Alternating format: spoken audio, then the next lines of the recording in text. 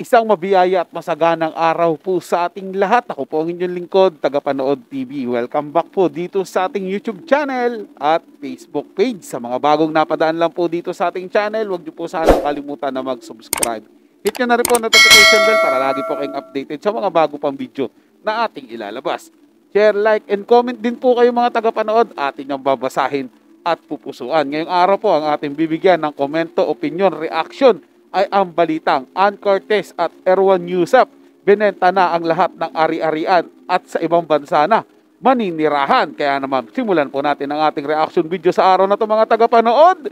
Let's do this! Ann Curtis at Erwan Heussaff binenta na lahat ng ari-arian sa New Zealand na maninirahan.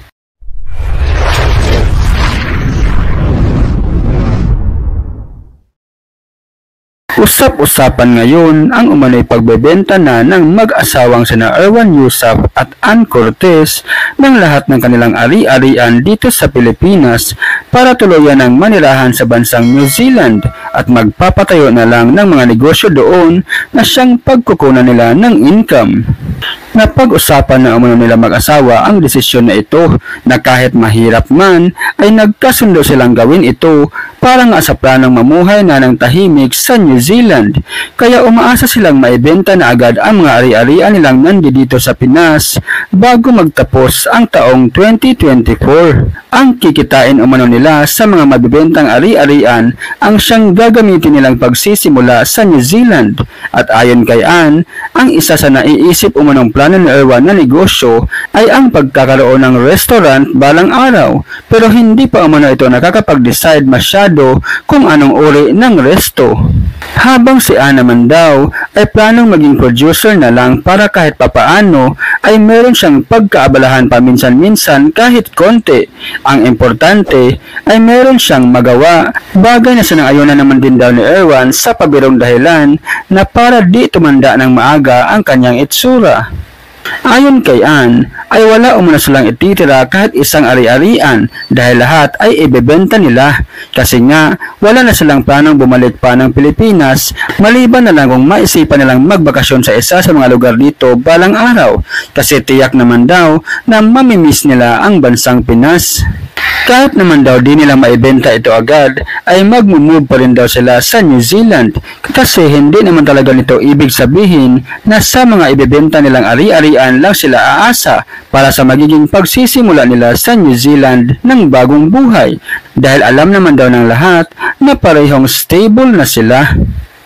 Kababasa ko lang po kanina mga tagapanood sa isang artikulo sa isang pahayagan at sinasabi nga daw po na maninirahan na sa ibang bansa si Ann Curtis kasama po yung kanyang anak at asawa na si Erwan Heussaff. Kaya wala pong katotohanan yung mga lumalabas na balita na naghiwalay na po yung dalawa. Well, in fact mga tagapanood, binabalak na po nilang doon na magsimula ng panibagong buhay sa ibang bansa. Kaya po umalis na si Ann Curtis sa It's Showtime para mabigyan naman po yung pagkakataon o ng panahon na maging maayos o maging buo yung pamilya nila na magkakasama po sila. Doon nga lang po sa ibang bansa. Magbabakasyon na lang sila dito sa Pilipinas. Well, ito po yung tunay na balita mga tagapanood. Kaya nga sinabi ko nga po sa inyo, di ba, na maghanap kayo ng mga yung may makatotohanang balita at wag basta-basta maniniwala, hindi yung nagagalit kagad kayo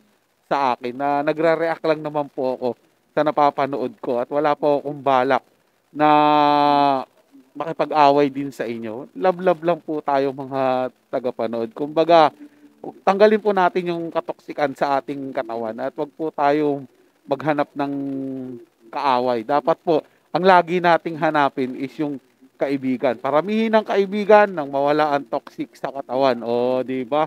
Mga tagapanood, kaya naman muli ako'y nagpapasalamat sa inyong walang sawang suporta po at pagtangkilik dito sa ating channel. So yun lang po mga tagapanood. Nagustuhan nyo po yung ating talakayan sa araw na to. Kung kayo bago lang po na napadaan dito sa ating channel, huwag nyo po sanang kalimutan na mag-subscribe. Hit nyo na rin po notification bell para lagi po kayong updated sa mga bago pang video na ating ilalabas. Share, like, and comment din po kayo mga tagapanood. Atin yung babasahin at pupusuan. So hanggang sa muli po, ito yung Tagapanood TV. Komento at opinion lamang, wala pong personalan. Paalam po at mabuhay po kayong lahat.